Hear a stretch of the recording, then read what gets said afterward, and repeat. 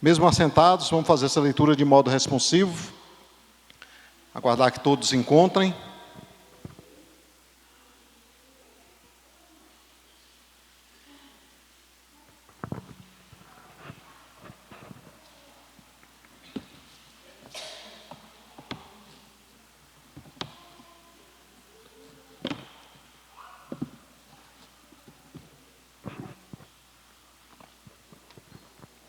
Atos 17, do versículo 16.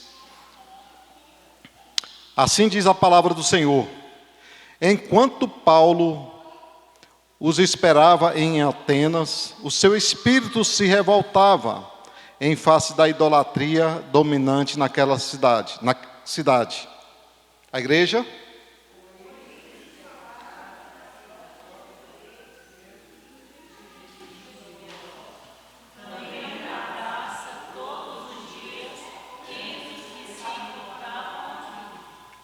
E alguns dos filósofos epicureus, estoicos, contendiam com ele, havendo quem perguntasse: que quer dizer esse tagarela?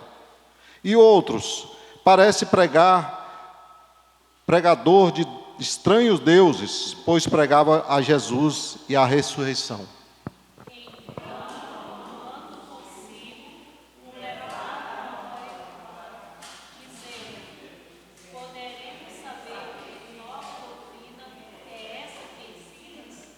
Posto que nos trazes aos ouvidos coisas estranhas, queremos saber que vem a ser isso.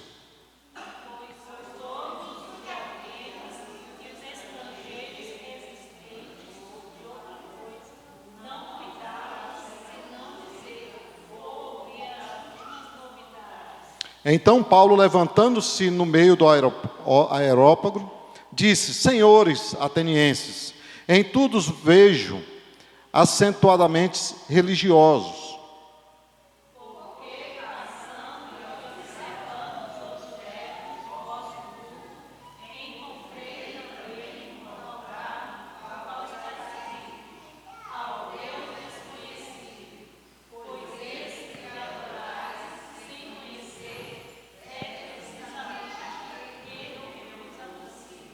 O Deus que fez o mundo e tudo o que nele existe, sendo Ele Senhor do céu e da terra, não habita em santuários feitos por mãos humanas, nem é servido por mãos humanas, como se de alguma coisa precisasse, pois Ele mesmo é quem a todos dá vida, respiração e tudo mais.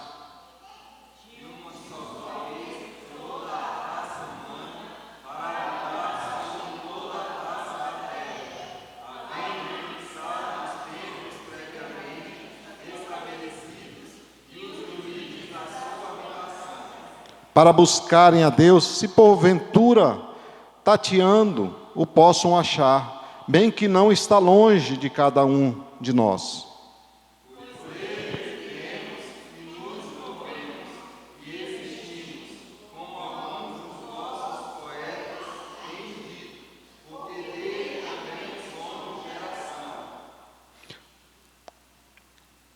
Sendo, pois, geração de Deus, não devemos pensar que a divindade é semelhante ao ouro, à prata ou à pedra, trabalhados pela arte e imaginação do homem.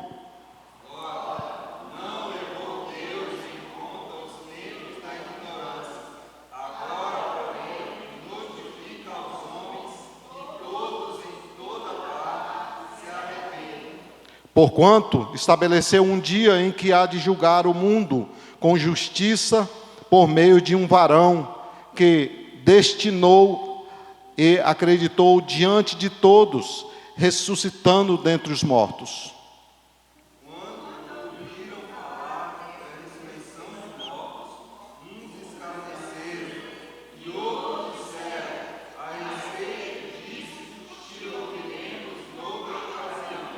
A essa altura, Paulo se retirou do meio deles.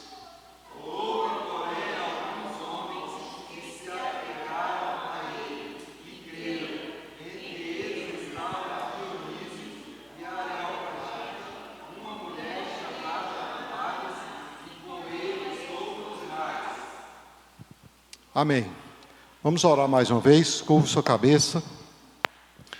Santo Deus, eterno Pai, nós estamos aqui, ó Deus, diante da Tua palavra. A Tua palavra que é viva, que é santa, que é pura. A Tua palavra, ó Deus, que nos transforma. A Tua palavra, ó Deus, que é o nosso guia para que nós andemos de acordo com a Tua vontade, ó Deus. Fala conosco nesta noite, ó Deus. Abençoa cada um que aqui adentrou. Abençoa os nossos corações, ó Deus. Tira de nós toda inquietação, tudo aquilo que pode atrapalhar, ó Deus, a este culto. Que o Senhor venha falar conosco. Apesar de nós, Pai querido, que o Senhor fale através do Teu Espírito. É em nome de Jesus que nós oramos com perdão dos nossos pecados. Amém. É um texto, meus irmãos, que eu creio que todos já ouviram. É um texto que ele dispensa qualquer explicação, porque ele é autoexplicativo, mas a gente deve buscar no contexto histórico para entender algumas coisas que o texto não diz, mas deixa claro que algumas coisas aconteceram. Alguns historiadores relatam que alguns séculos antes de Paulo chegar em Atenas, houve uma peste, houve uma pandemia que matou muita gente em Atenas. E essa pandemia ela não cessava, ela matava, era muita gente morrendo. Isso causou uma grande inquietação naquela população. As pessoas já não sabiam mais o que fazer, eles já tinham oferecido sacrifício a todos esses deuses que eles tinham. Era uma cidade, como diz aqui no início, né? Paulo chegou e ele viu a quantidade de deuses ali. A idolatria ali era forte, era grande. Então essa peste veio e eles começaram a clamar, a sacrificar, oferecer sacrifício, mas a mortandade ela não parava. Dia após dia, eram centenas, milhares de pessoas morrendo, e eles já não sabiam mais o que fazer. Aí chamaram os sacerdotes para explicar o que é que estava acontecendo. E quando os sacerdotes chegaram, eles falaram: pode ser que algum Deus esteja furioso. Mas eles já haviam oferecido sacrifício a todos aqueles deuses que eles criaram, deuses criados por mãos humanas, e a peste não cessava. Então os sacerdotes chegaram e falaram: pode ser que algum Deus tenha ficado de fora. Pode ser que um Deus maioral, um Deus acima de todos esses deuses, tenha ficado de fora e isso tenha causado uma fúria. Então ele está castigando o povo.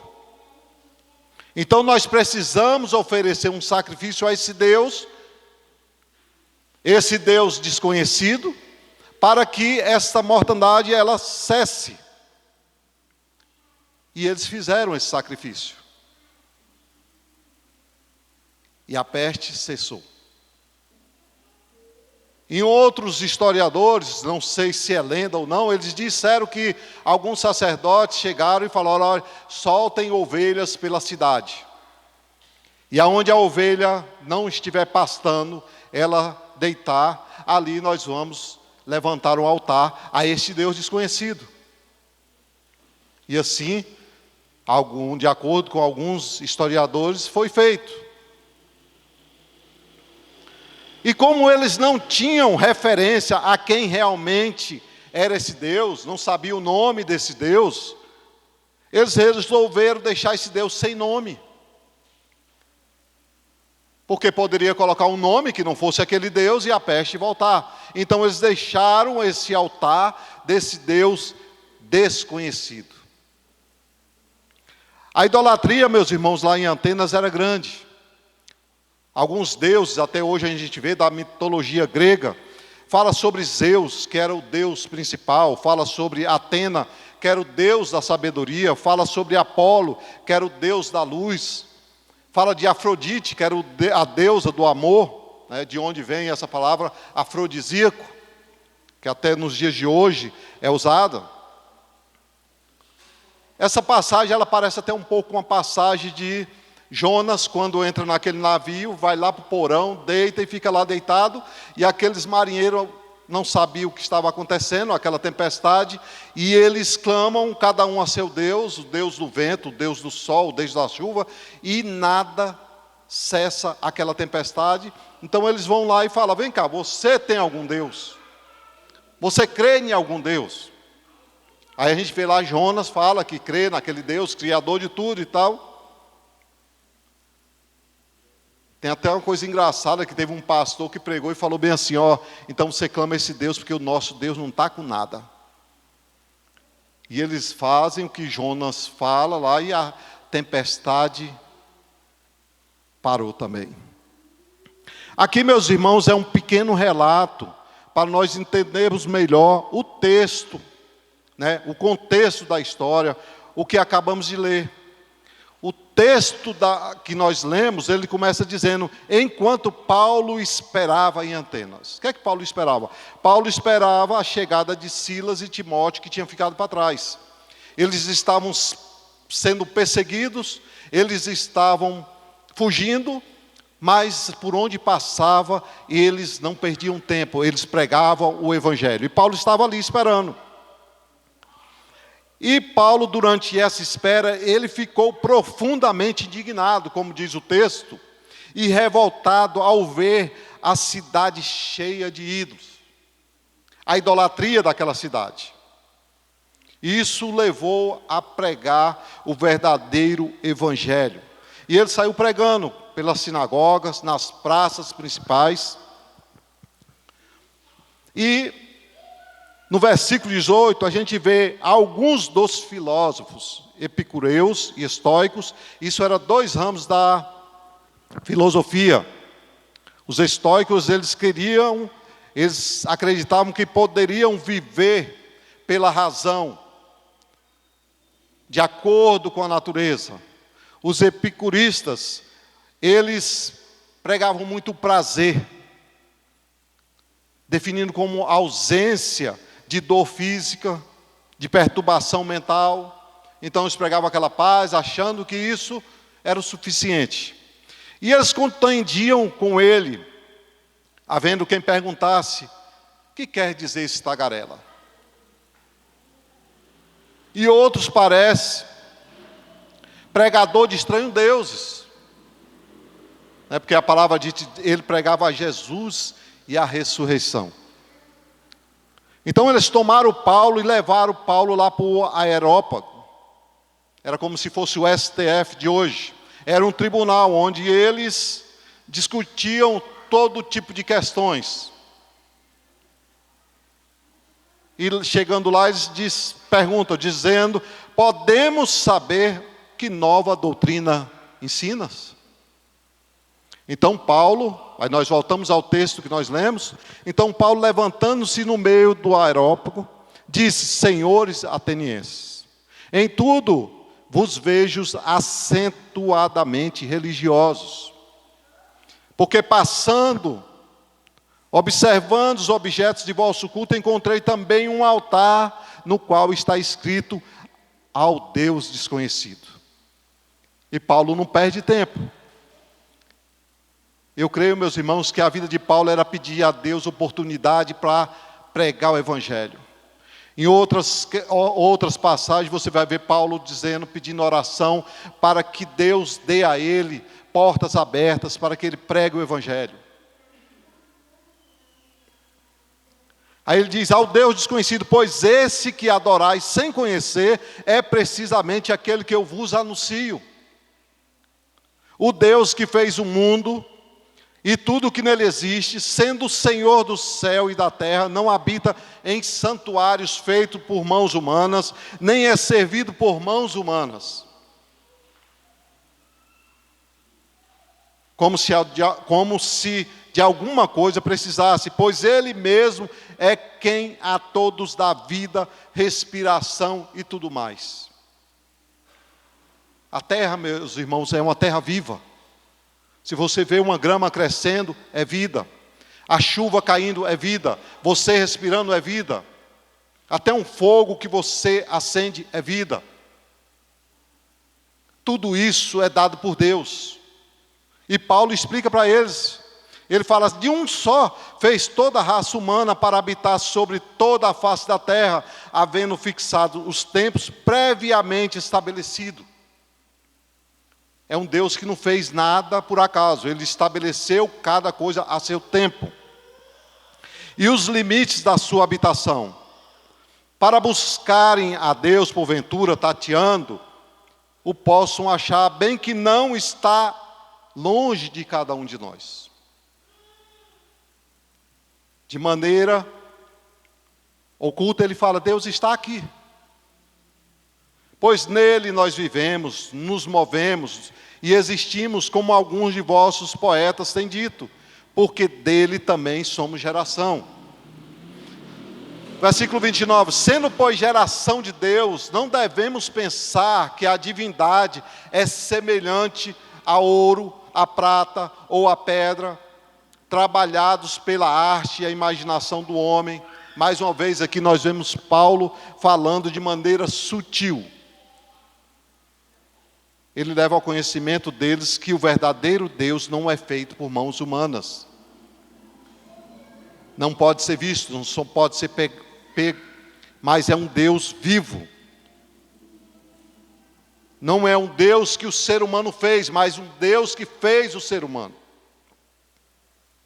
Versículo 30 ele diz, ora, não levou Deus em conta os tempos da ignorância. Agora, porém, notifica aos homens que todos, em todas as partes, se arrependam. Porquanto, estabeleceu um dia que há de julgar o mundo com justiça, por meio de um varão que destinou e acreditou diante de todos e o ressuscitou dentre os mortos. Quando Paulo chega nesse ponto, aí vem aquele alvoroço, uns zombam, outros creem. Ouvindo falar da ressurreição dos mortos, que eles não criam, uns encerraram, escarneceram, e os outros disseram, a respeito disso nós te ouviremos em outra hora. Nós não queremos saber disso agora. A essa altura Paulo se retirou do meio deles, uma atitude sábia, mas aqui o texto, do versículo 34, diz que houve, porém, alguns homens que se agregaram a ele e creram. Entre eles estava Dionísio, o Areopagita. Esse aqui era um juiz que fazia parte daquele tribunal. Vocês imaginam alguém chegar hoje no STF, no Brasil, assim, e pregar o evangelho e ele se converter e sair dali e passar a seguir a Cristo. Foi o que aconteceu com esse. Ele era um juiz, era um conselheiro experiente, era um homem da alta sociedade. E também uma mulher chamada Damares, e com eles outros. Esse é o contexto do que aconteceu naquele momento. Com certeza, meus irmãos, Paulo saiu dali com a consciência tranquila. Paulo saiu dali com aquele alívio de dever cumprido. Paulo entra ali e fala em um altar onde tem a descrição ao Deus desconhecido. O maior conhecimento daquele povo era que eles não conheciam. O ser humano natural, meus irmãos, ele sempre está buscando alguma coisa, ele sabe que tem algo a mais que ele não conhece. E essa fome, essa sede no coração, ela não cessa enquanto ele não tem um encontro com Cristo. E Paulo fala de um Deus onipotente, que criou todas as coisas, um Deus onisciente, que está presente, que está perto deles, que está em todos os lugares, um Deus onisciente que sabe todas as coisas. Paulo anuncia todo o poder desse Deus Criador, e depois de dizer que eles foram agraciados. por este Deus. Eles sabem que eles foram agraciados no passado, que aquela peste ela não cessou de maneira natural, foi de maneira sobrenatural. E depois de tudo consumado, Deus estabeleceu toda essa graça na pessoa de Jesus Cristo, aquele que ressuscitou dentre os mortos. Quando ouviram isso, foi no momento que eles zombaram de Paulo e não quiseram mais ouvi-lo. Paulo se retira dali, acompanhado por alguns que se converteu. Esse contexto histórico, meus irmãos, daquela época, eles continuaram adorando a este Deus poderoso, Criador de todas as coisas, mas desconhecido. Hoje, mais de 2000 anos, estamos aqui falando desse Deus que conhecemos, ou pensamos que conhecemos, e adoramos. Eu sinto lhe dizer, o mundo continua o mesmo.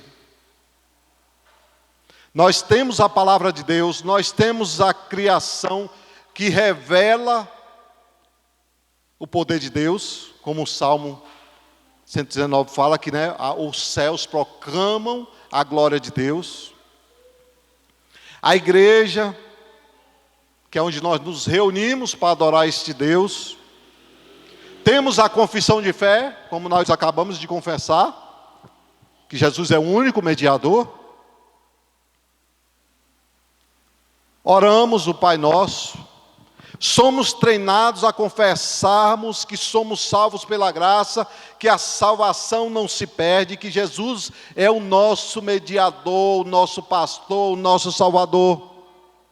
O fato é que hoje aqui e agora não seja muito diferente.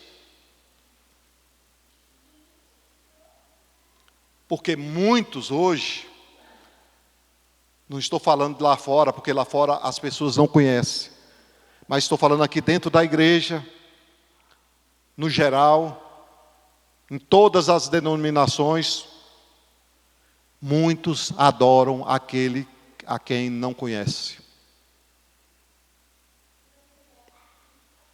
Fazer parte de uma denominação, ser batizado, confessar que Jesus é Filho de Deus, pode ser um pregador da palavra, pode ser um pastor, frequentar todos os cultos e ainda assim você pode pensar que conhece aquele que você diz que adora.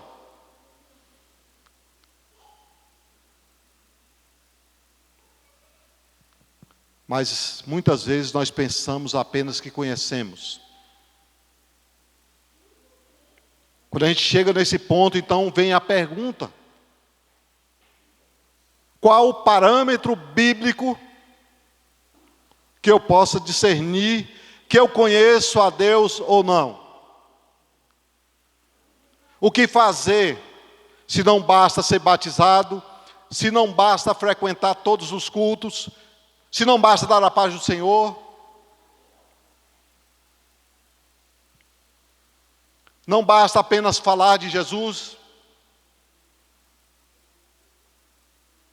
Primeiro parâmetro, 1 João 4, 7 e 8 diz assim: amados, amemo-nos uns aos outros, porque o amor procede de Deus, e todo aquele que ama é nascido de Deus, e conhece a Deus. Versículo 8, aquele que não ama, não conhece a Deus, pois Deus é amor. Esse é o primeiro parâmetro que a gente tem que analisar. Se eu amo ou se eu odeio. Conhecer não é apenas aquela informação intelectual, é ter intimidade, é ter experiência. Quem não ama, pode até saber sobre Deus, mas não conhece Deus. Não sou eu que estou dizendo, né? A palavra de Deus está aqui. O amor é o termômetro da vida cristã. Se não há amor pelo próximo, a comunhão com Deus ela está cortada. Como é que você pode dizer que ama a Deus que não vê, se você não ama o teu irmão que você vê.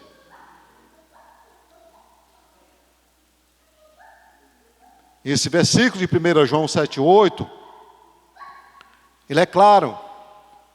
Quem ama é nascido de Deus e conhece a Deus. Quem conhece a Deus, perdoa. Quem conhece a Deus, ajuda. Quem conhece a Deus, se importa com o próximo, porque Deus é amor. Existe um livro muito interessante, O que faria Jesus nos meus passos?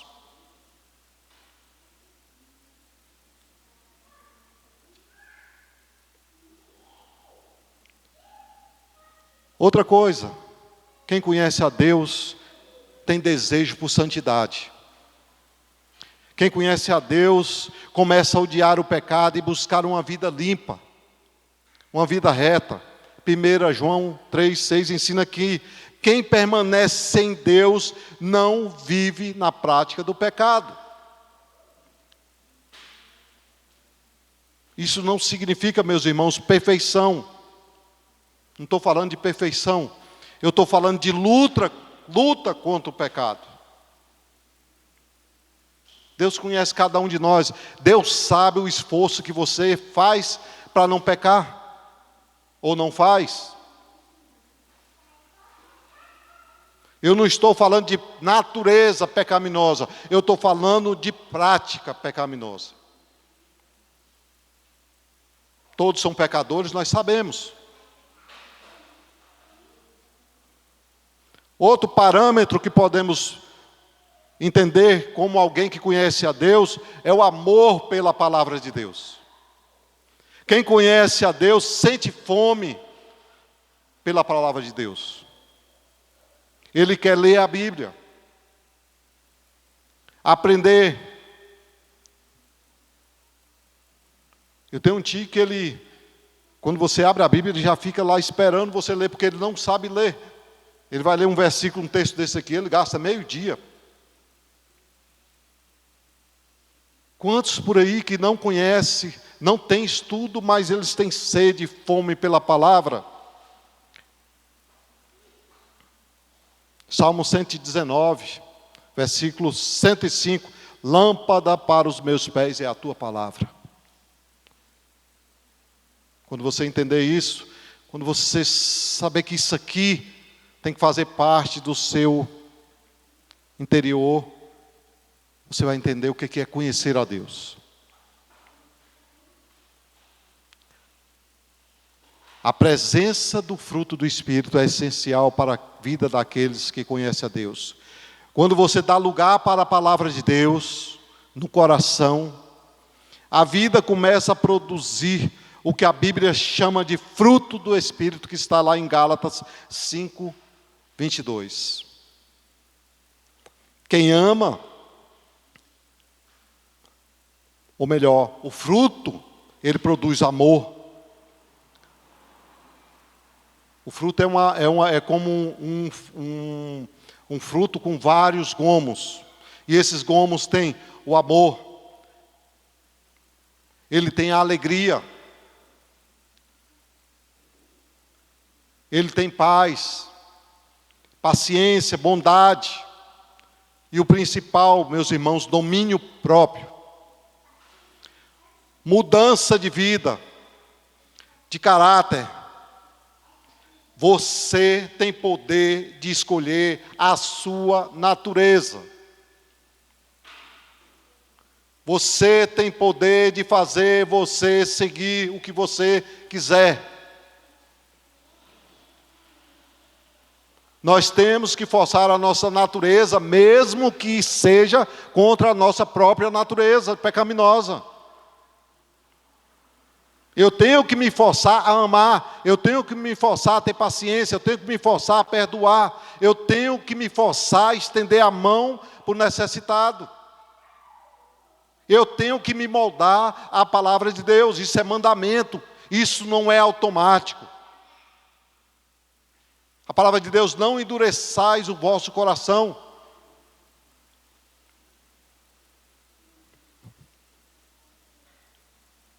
Isso, meus irmãos, é resultado de uma ação do Espírito Santo de Deus no seu interior.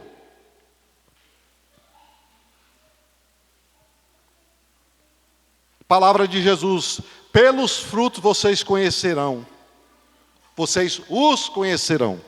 Está lá em Mateus 7,16, que diz assim: pelos frutos os conhecereis. Colhe porventura uvas dos espinheiros, ou figos dos abrolhos? Assim toda árvore boa produz bons frutos. Porém a árvore má produz frutos maus.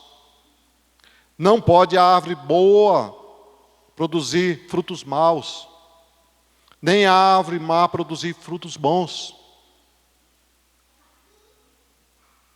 Ou seja, a vida cotidiana nossa, ela revela se conhecemos ou não a Deus. Não podemos dizer com a boca que nós adoramos a Deus, mas negar com o nosso comportamento. A falta de comunhão na igreja. Eu não estou falando, meus irmãos, de você ter vindo ou não ter vindo ao culto. Estou falando a falta de comunhão por não suportar o irmão ou a irmã. Esse suportar aqui não é aquele suporte de sustentação que a gente lê na palavra de Deus, suportai-vos uns aos outros, sustentar aquele irmão que está fraco. Não, esse suportar que eu estou falando aqui é: eu não suporto nem olhar para a cara daquele irmão ou daquela irmã, por isso eu não vou na igreja. Esse suporte aqui, suportar aqui que eu estou falando, é uma questão de empatia, de você se forçar, de você perdoar. Nós não podemos dizer que amamos e conhecemos a Deus se nós nos reunimos para causar divisão na igreja, para falar mal do irmão.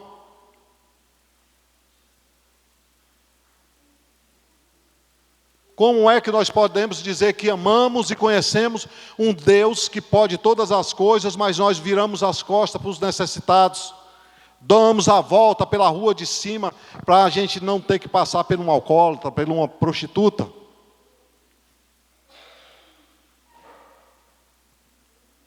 Muitas vezes nós achamos que Deus, Ele tem o mesmo sentimento nosso por aquela pessoa que a gente não gosta.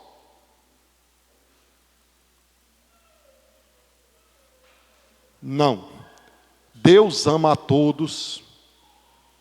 E se você colocar em prática João 15:7, que diz: se vós estiveres em mim e as minhas palavras estiveres em vós, se você cumprir isso aí, você vai ver que você vai passar a amar toda criatura. Não precisa você conviver com ela, mas é mandamento de Deus você amar todos. Tem muita gente com a boca cheia de Jesus, mas com o interior como sepulcros caiados. O Jesus bíblico é amor. Não é aquele que muitas igrejas pregam, que está atrás do seu dinheiro, que quer que você faça sacrifício, que te julga pela roupa que você veste, que te julga pelo aquilo que você come, por aquilo que você fala. É certo que o cristão tem que tomar cuidado com essas coisas, mas o problema não é a roupa, o problema não é a comida, o problema é o interior. Tantas oportunidades que nós temos de falar sobre esse Deus desconhecido. As pessoas estão, meus irmãos, sedentas por algo que elas não conhecem. E como eu falei no início, esse vazio, ele só é preenchido quando a pessoa tem um encontro com Jesus. E se a gente não pregar esse Jesus que a Bíblia fala, vai ser em vão a nossa pregação. Ao invés de gerar vida, vai gerar morte. Fale de Jesus, não tente tirar nada de ninguém. Não chega apontando o dedo. Paulo chega naquele, ele poderia falar, ó, isso aqui tudo são demônios. Isso aqui tudo não fazem nada, não cheiram, não apalpam, não enxergam. Mas Paulo não, ele introduz algo poderoso que pode mudar aquela realidade de dentro para fora. Nós não fomos chamados para ser juízes, nós fomos chamados para sermos testemunhar do que Cristo fez, do que Ele faz, do que Ele vai fazer, do poder de Deus.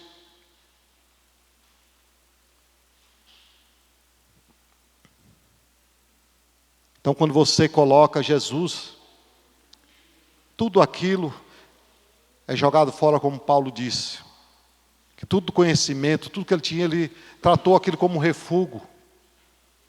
Jogou fora por amor de Cristo. As crenças, as tradições, a idolatria, tudo cai por terra quando aquela pessoa recebe a Cristo. Mas muitas vezes a gente chega lá e fala, ó, se você não fizer isso, isso vai para o inferno. E a gente começa a apresentar um Deus para ele, que não é o Deus amor, não é o Deus que perdoa, não é o Deus que morreu por ele. É um Deus que julga, é um Deus duro, é um Deus que exige e que você tem que fazer, ou então você vai para o inferno. As igrejas estão cheias desses deuses. Porque não tem conhecimento. O texto diz que Deus não precisa de nada. Você chega nas igrejas, as igrejas estão lá pregando prosperidade, que você tem que tirar todo o seu salário, tem que dar como sacrifício para um Deus e deixar seu irmão passando fome. Eu quero terminar. E se você não guardou nada disso no coração, guarde isso. Não existe conhecimento de Deus sem ter paz.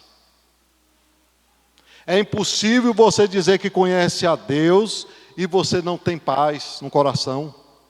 Aquele que conhece a Deus é tomado por uma paz, meus irmãos, que excede todo entendimento. A paz de Deus que excede todo entendimento guardará o vosso coração e a vossa mente em Cristo Jesus.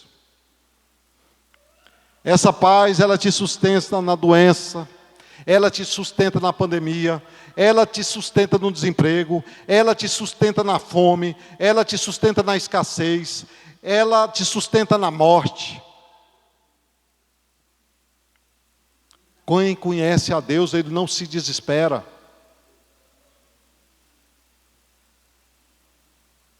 Quando nós cantamos aqui, quando enfim chegar a hora em que a morte enfrentarei. Você já pensou nisso? Eu penso nisso todo dia e não tenho medo. Qualquer hora que Deus quiser me levar, eu estou pronto. Porque nesse mundo aqui, o que é que tem mais para aproveitar? Qual o sentido da vida? Muitas pessoas não sabem qual é o sentido dele estar aqui. O sentido de você estar aqui é de você testemunhar que existe um Deus todo-poderoso que pode mudar a vida das pessoas. Esse é o sentido. Paulo diz lá em Filipenses 4:10. Muitos gostam daquele versículo 13, né? Que fala assim que tudo posso naquele que me fortalece, mas esquece do que Paulo está falando. E eu gosto do versículo 10, que Paulo diz assim, aprendi a viver contente em toda e qualquer situação. É uma decisão sua viver contente em toda e qualquer situação. É decisão sua. Ter um coração grato. Agradecer a Deus porque você acordou, porque você está respirando, porque você não está doente, você está trabalhando. Não viver murmurando. E Paulo diz, lá em Filipenses, ele vai falando no versículo 8, acho que 4:8, ele diz assim, finalmente, irmãos, olha só, guarde isso. Tudo que é verdadeiro, tudo que é respeitável, tudo que é justo, tudo que é puro, tudo que é amável, tudo que é de boa fama, se alguma virtude há, se algum louvor existe, seja isso o que ocupe o seu pensamento. E ele diz assim: e o que também aprendestes e recebestes e ouvistes e vistes em mim, isso praticai. E qual é o resultado disso? E o Deus da paz será convosco. Que Deus nos abençoe, que Deus nos mostre realmente quem Ele é. Que a cada dia nós venhamos aprender um pouco mais desse Deus Todo-Poderoso, que ainda é desconhecido por muitos.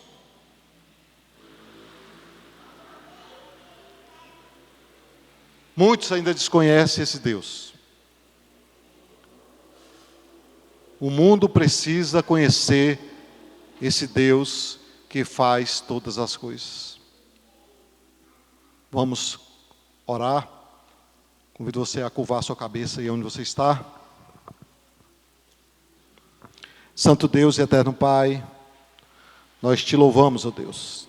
Te agradecemos, ó Deus, por tudo que o Senhor é.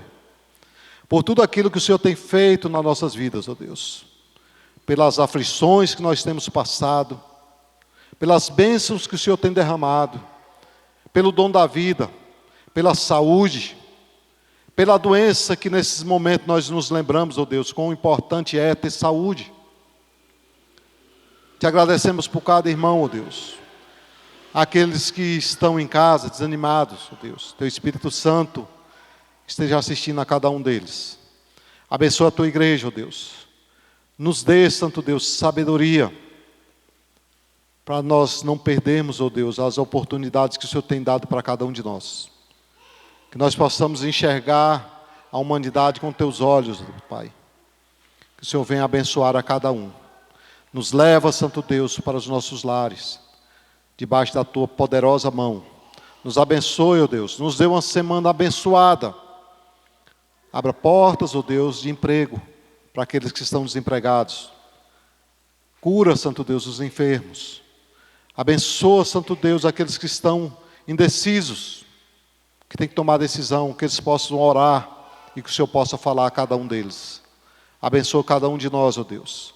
Nos leva debaixo da tua proteção. Nós oramos em nome do nosso Senhor e Salvador Jesus Cristo, com perdão dos nossos pecados. Amém.